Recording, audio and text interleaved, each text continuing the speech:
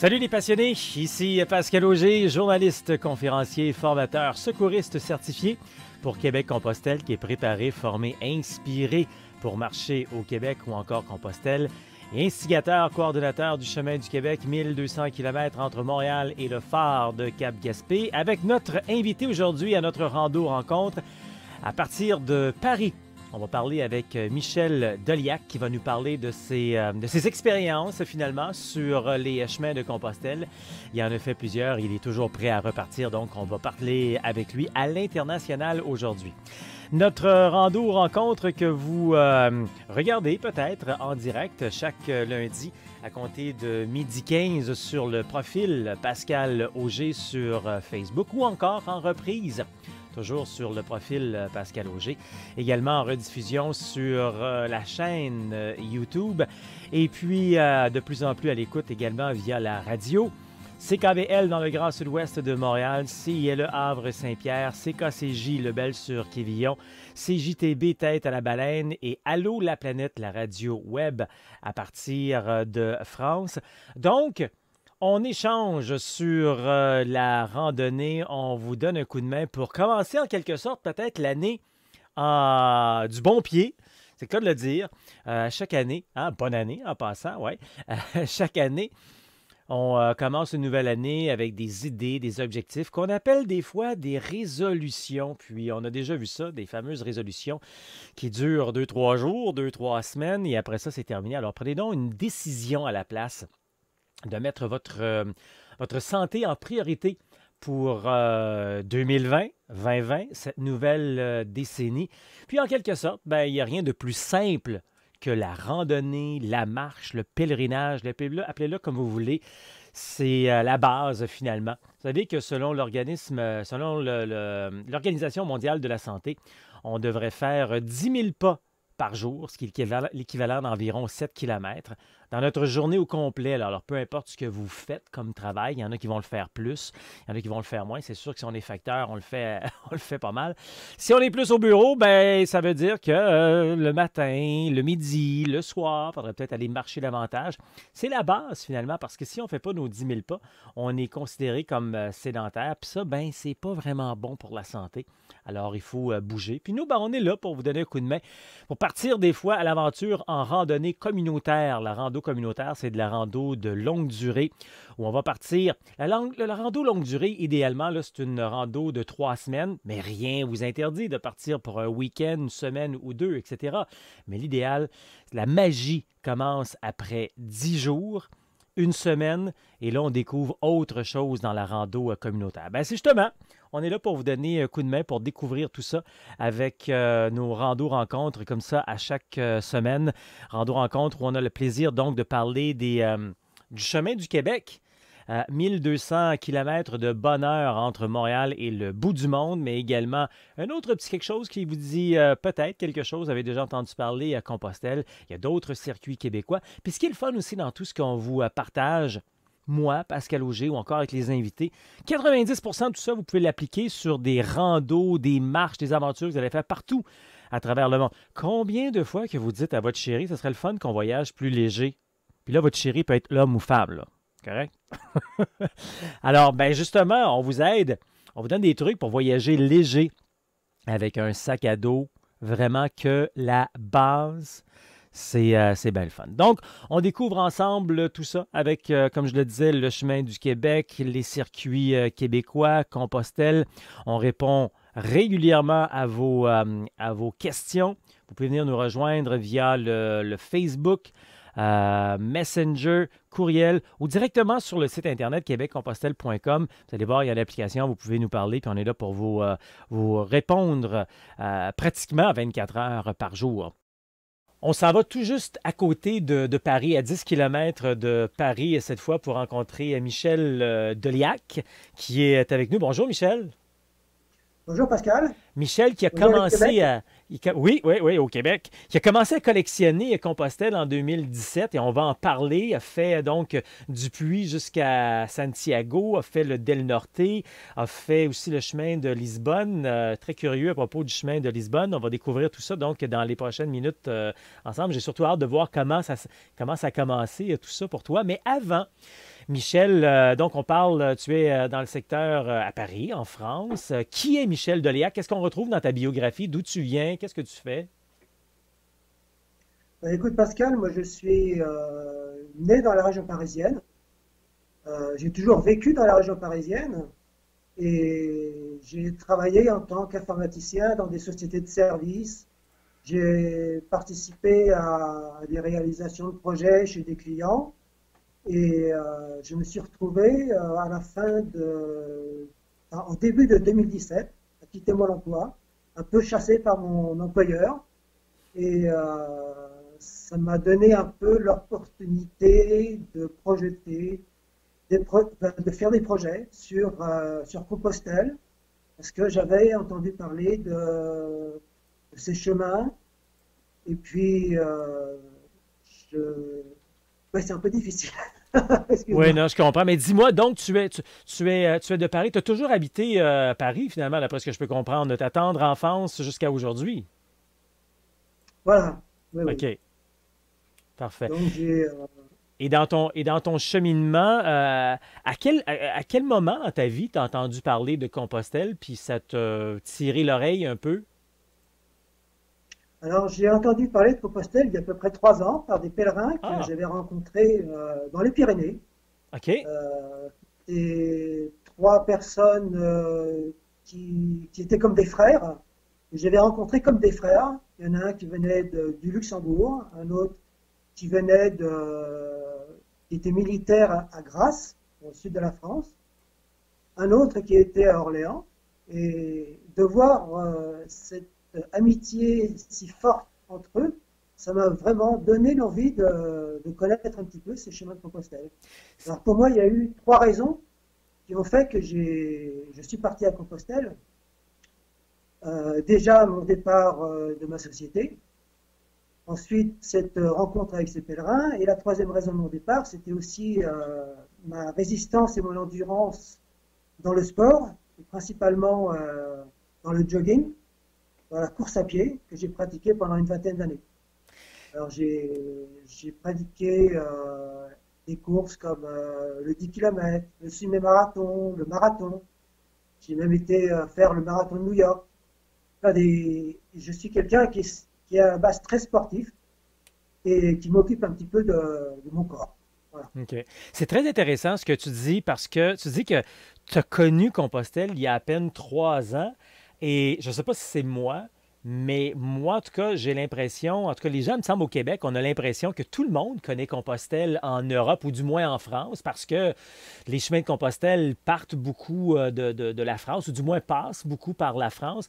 Donc, on a l'impression que plein de gens connaissent Compostelle, mais c'est pas nécessairement le cas. Hein. C'est quelque chose qu'on apprend, c'est pas quelque chose de, de aussi commun qu'on pourrait s'imaginer. Oui, tout le monde ne connaît pas Compostelle. Ouais. Euh, je pense qu'il y a beaucoup de Français qui en ont parlé, mais qui ne se renseignent pas sur ce que ça peut produire chez les gens, ce que ça peut amener à gratifier aussi chez les gens, parce que c'est un chemin qui est un petit peu extraordinaire, un peu hors du commun. Mhm. Et en France, c'est vrai que ce sont les retraités qui commencent après à la fin de Ouais. leur travail, C'est, qui se lancent sur ces projets-là. C'est beaucoup comme au Québec d'ailleurs là-dessus. Et heureusement peut-être qu'il y a les Espagnols qui, eux, sont beaucoup plus jeunes et viennent balancer un peu tout ça. Allons-y, parle-moi un peu de ton premier chemin qui était en 2017. C'est quand même tout frais, c'est pas si longtemps. Tu le fais beaucoup parce que, bon, tu venais d'en entendre parler. Puis je pense, j'imagine, d'après ce que j'ai pu comprendre, tu venais de terminer un emploi. Il y a peut-être des choses qui brassaient un peu en dedans de toi, puis tu avais le goût d'aller prendre une pause, puis d'aller réfléchir. Comment ça s'est passé, donc, ce premier chemin que tu as fait?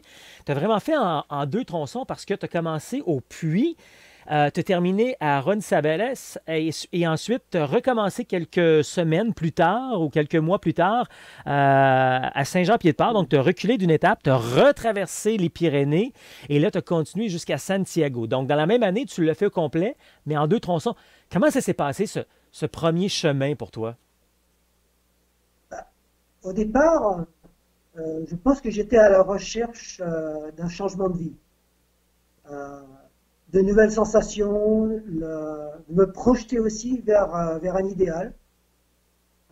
À la base, l'aventure physique, le dépassement de soi, le contact avec la nature sont des éléments essentiels et c'était aussi un stimulant pour moi. Je pense que tous ces éléments-là faisaient partie de moi. Alors, je me suis porté sur le chemin du puits, parce que je me suis beaucoup documenté. Il a fallu 4 mois de préparation. J'ai regardé des guides, je me suis fait mon trajet, j'ai fait des réservations aussi, et je me suis entraîné beaucoup, parce que c'était aussi quelque chose de très nouveau pour moi, la marche. Donc la course à pied, c'est complètement autre chose, et quand on a son sac dans le dos, ça fait aussi très très mal de Oui. temps en temps aux pieds. Ouais. Voilà. Alors je suis parti un 11 mai 2017 au Puy. J'ai traversé l'Aubrac, je suis passé par Conques, où là j'ai vraiment vécu ma première émotion, mon premier coup de cœur, je dirais. Et ensuite j'ai continué jusqu'à Figeac. J'ai pris la variante du Célé pour aller à Saint-Cirq-la-Popie, plus beau village de France. Et ensuite je suis retourné sur le chemin à hauteur de Cahors pour continuer le Gers, le Pays Basque, et arriver donc dans les Pyrénées, à Saint-Jean-Pied-de-Port. Et tous les pèlerins me disaient que Saint-Jean-Pied-de-Port, ce n'était pas la destination finale, il fallait non seulement y arriver, mais aussi passer les Pyrénées, et si tu devais t'arrêter, c'était après les Pyrénées. Donc il y a la réserve. Donc, quand je suis revenu chez moi, j'ai trouvé que j'avais fait que la moitié de mon trajet, parce que Compostelle, c'était vraiment mon but final, et c'était là que je voulais vraiment aller. Donc, j'ai repris le chemin en septembre pour refaire le trajet en Espagne, et je me suis lancé sans faire de réservation, vraiment à l'aventure, avec des gens que j'ai rencontrés, qui m'ont donné beaucoup d'amour. Quand on parle d'amour, c'est qu'on dialogue avec eux, on est avec eux, on se tient un petit peu la main, parce que c'est quand même très difficile. Pour moi, c'était un petit peu plus facile, parce que j'étais très endurant, mais j'ai rencontré des Canadiens qui avaient beaucoup plus de difficultés, et j'ai fait un petit bout de chemin avec eux, mais je les ai surtout retrouvés à Compostelle, pour justement terminer ce chemin et se faire nos adieux vraiment comme des frères. Tu as fait ce premier chemin en 2 tronçons. C'est fantastique, c'est correct. Euh, Est-ce que tu as vu la différence? C'est sûr que tu as fait 3 chemins différents jusqu'à présent, donc il y a toujours de la nouveauté. Mais quand on y retourne une deuxième, une troisième fois, c'est pas la même chose parce que on sait un peu déjà dans quelle ambiance, quelle bulle on va être. Oui, tout à fait, oui. Donc, la Mais première fois, elle est très marquante. la première fois, c'est un cadeau. La deuxième fois, c'est peut-être un peu moins fort, mais c'est des émotions différentes parce qu'on partage le chemin avec d'autres personnes et on va peut-être plus au fond du pèlerinage, c'est-à-dire qu'on rencontre plus les gens, on leur parle plus et on échange beaucoup plus. En 2017, donc, tu es parti du Puy. Est-ce que c'était prévu que tu te rendes jusqu'à Santiago ou tu avais terminé arrêté aux Pyrénées parce que tu l'as fait en 2 portions? Oui, tout ça c'était prévu. OK. La première fois, je- j'hésitais de faire le trajet en entier parce que je savais que c'était quand même dur, c'était une OK. nouveauté pour moi. Mais j'étais confiant, si tu veux, sur ma façon de procéder, parce que je suis aussi un battant, je suis quelqu'un qui aime la nature, donc je sais me préserver pour mieux rebondir et mieux repartir. C'est OK. surtout ça. Excellent. Dis-moi, je veux qu'on rentre beaucoup sur le chemin portugais à partir de Lisbonne, mais avant ça, un mot, une description, comment ça s'est passé, le Camino del Norte. Tu es également passé par le Primitivo, etc. Donc, pour les gens qui connaissent un petit peu moins, le del Norte, c'est un peu plus au nord de l'Espagne. On passe sur le bord de la mer, donc on a un peu plus de contact avec l'eau. C'est un peu plus montagneux également. Comment ça s'est passé pour toi, le del Norte? Le Norté m'a paru quand même assez difficile au départ. C'est vrai que le Pays Basque, c'est pas tout plat et on grimpe beaucoup, on descend beaucoup. Et surtout, j'ai eu des conditions peut-être un peu plus difficiles côté météo. Et démarrer sur des montagnes, c'est toujours plus difficile. Mhm. C'est pareil quand on reprend de Saint-Jean-Pied-de-Port pour passer les Pyrénées, ça fait aussi très mal aux jambes. Il faut Mhm. savoir gérer tout ça. Et donc, c'est une gestion, en fin de compte. Alors, Et le quand on est à Norté, travers pour les moi, montagnes, c'était ces c'était- moments-là, il faut savoir gérer le physique et le mental, parce que le mental nous dit constamment de cesser cette folie. voilà. Mais ce que j'ai apprécié sur le Norté, c'était la beauté des paysages. Moi, je suis très amoureux de la mer aussi, pas seulement de la montagne. J'aime beaucoup la nature. J'ai rencontré des, des beaux paysages. Euh, C'était très fleuri, c'était très vert. C'était aussi des pentes abruptes, la mer avec ses vagues. C'était quelque chose de fabuleux.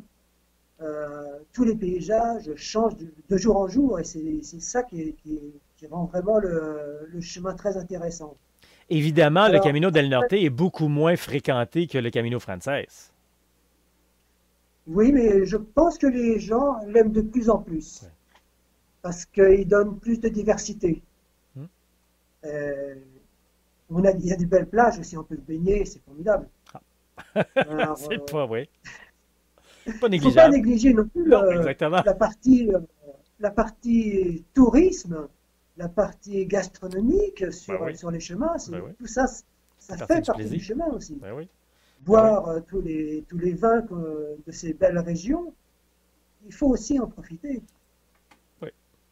Alors, avec modération bien sûr, Parce qu'on mais, a euh, marché à chaque jour. mais alors quand j'ai fait le Norté, j'avais aussi l'envie de faire un peu de montagne. Donc c'est pour ça que je me suis OK. dirigé vers Oviedo et puis le Primitivo pour, euh, pour crapahuter un petit peu, comme on dit chez nous. Et, et c'est vrai que ça fait plaisir de faire un petit peu d'effort et de grimper, de suer un petit peu et de mériter un peu ce chemin. C'est pas de le mériter, oui. Bien des gens qui trouveraient ça bien drôle de le mériter quand ils travaillent si fort. Partons maintenant, allons faire un tour au Portugal. Tu as fait le chemin portugais, mais à partir de Lisbonne, la majorité des gens, c'est le deuxième chemin le plus fréquenté, vont partir de Porto parce que, bon, c'est plus court, puis peut-être plus balisé également. Parle-moi de cette aventure à partir de Lisbonne. Bah, je voulais partir de Lisbonne parce que partir de Porto, pour moi, c'était trop court. Euh, il me faut facilement 800 kilomètres pour vraiment être complètement ravi de mon petit voyage et de mon pèlerinage. Je pense que sur 800 kilomètres, on voit plusieurs régions, on voit un tas de choses. C'est le soleil, c'est un air très sec, très dur au départ. Et puis, donc, il y a des régions qui sont très arbres, avec beaucoup d'arbres. Une- une- la, la possibilité, si tu veux, de voir le changement des paysages au fur et à mesure que le chemin avance. Et puis aussi, visiter bon, Lisbonne, visiter Porto. J'ai même été faire une petite croisière sur le Douro en bateau pour une journée. C'est aussi profiter de toute cette beauté et de tout ce qui nous est offert pour prendre du plaisir.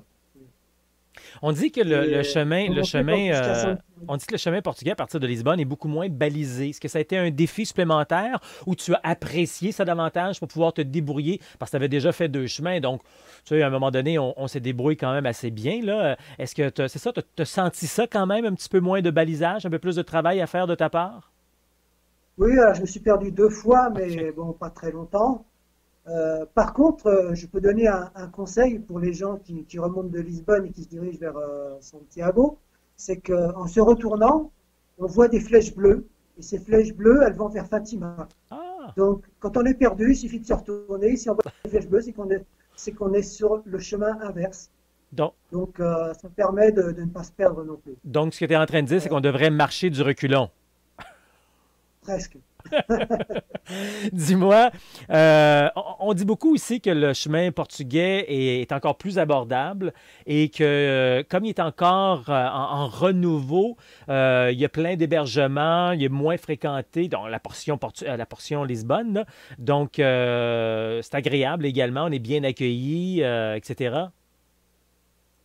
Alors, on est très bien accueillis déjà dans les gîtes. Et puis, ils appellent ça aussi les casas. C'est des anciennes fermes qui servent de gîte, où il y a tout le confort. C'est très agréable. En plus, on a des cuisiniers qui viennent nous faire à manger. C'est génial. On mange très bien. Les hébergements sont suffisants. Il y a peu de monde, mais on trouve de la place partout. Euh, c'est vrai qu'il n'y a pas grand monde sur le chemin et donc on est toujours avec les mêmes personnes, ça c'est bien. Après, sur Porto, c'est vrai que c'est presque une autoroute. Hmm. Alors là, à partir de Porto, pour éviter la foule, j'ai bifurqué vers la mer, j'ai fait la côte et j'ai marché sur la plage le long des rochers ou de la mer et ça c'était vraiment une très très bonne expérience. Et ensuite, j'ai réintégré le chemin pour repartir après sur le chemin spirituel. Alors, c'est un chemin un peu spécial qui est à partir de Pontevedra, avant d'arriver à Santiago. Et on va directement sur l'ouest. J'étais à Combaro. Ensuite, j'ai fait la voie des monastères. J'ai traversé des forêts très, très humides. C'était vraiment magnifique. Et je suis arrivé à Villanova, j'ai pris un bateau, le bateau spirituel, qui va jusqu'à Padrone, pour terminer donc une journée sur Santiago. Wow. C'était vraiment sublime. J'imagine les gens qui nous regardent, qui nous écoutent, qui pensent toujours qu'il y a juste un chemin. On vient de les perdre totalement, hein, parce que je le dis souvent en formation et en conférence, il n'y a pas juste un chemin, il y a des chemins qui viennent de partout. Écoute, on a presque terminé. Rapidement, je veux savoir, c'est quoi ton prochain projet? Mon prochain projet, il est simple, c'est partir au Canada et avoir l'occasion de te rencontrer et de faire un petit bout de séjour avec toi. Parce que Québec-Compostelle, c'est aussi parlant.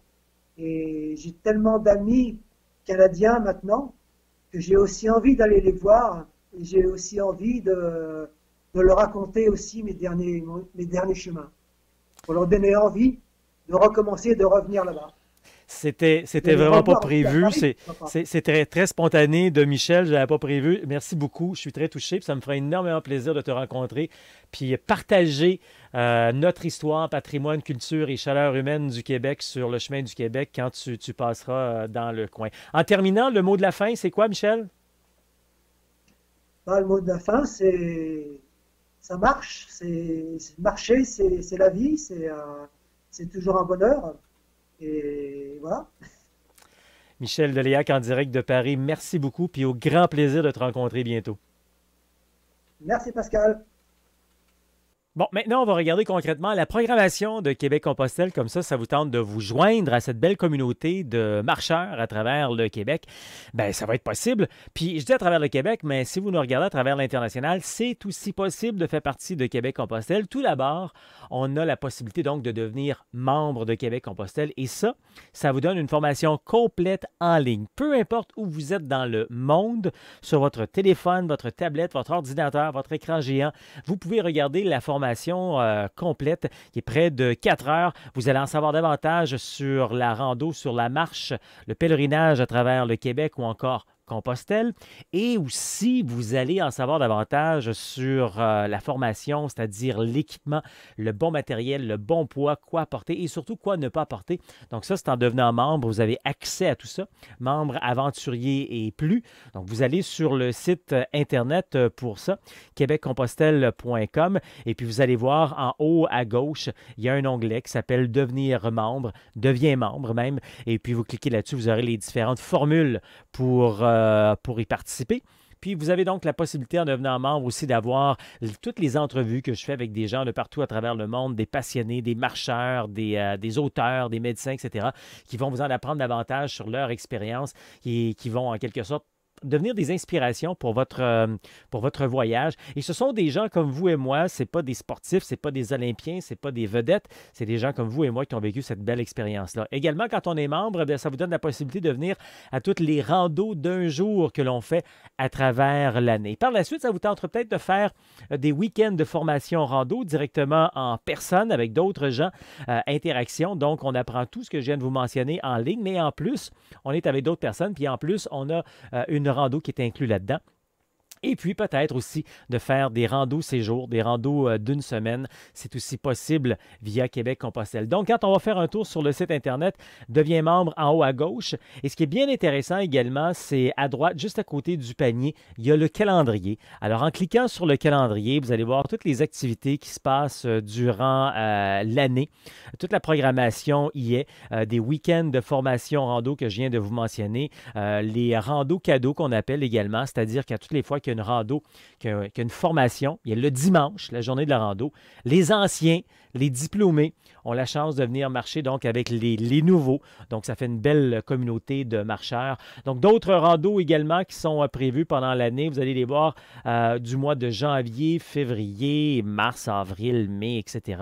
Donc, des randos d'une semaine également. On va commencer nos randos d'une semaine à partir du mois de mars jusqu'à 12 mois par année finalement. On va marcher pendant une semaine et ça vous donnera peut-être l'inspiration pour aller marcher par vous-même et d'apprendre comment marcher de manière sécuritaire également, autant au Québec qu'à Compostelle. Alors, vous allez retrouver tout ça en allant faire un tour sur le site Internet québeccompostelle.com. Il y a plein d'autres trucs également, comme les indispensables de la rando. Vous aurez la chance de vous procurer certains éléments que vous voudrez avoir, dont le fameux macaron du chemin du Québec qui aide le chemin à faire du financement. Donc, c'est une levée de fonds. 100% des profits vont pour le chemin du Québec. Vous pouvez vous procurer via le site Internet québeccompostelle.com. Donc, c'est tout ça et tellement plus, une belle communauté du réseautage ensemble. On vous invite à vous abonner. Voyez donc le calendrier sur québeccompostelle.com. Parmi les prochaines activités, comme on a pu voir sur le calendrier, on a des week-ends de formation qui s'en viennent le 11 et le 12 janvier. Puis, on a par la suite une rando initiation retrouvailles, donc une rando d'un jour le 19 janvier. Et puis, au mois de février, on a notre visite du carnaval à pied. Donc, plus de détails sur le site Internet. Trouvez votre atelier, trouvez votre chemin. Voyez donc le calendrier sur québeccompostelle.com. On est également sur Facebook, Instagram et la chaîne YouTube. Québec-Compostelle, ça marche.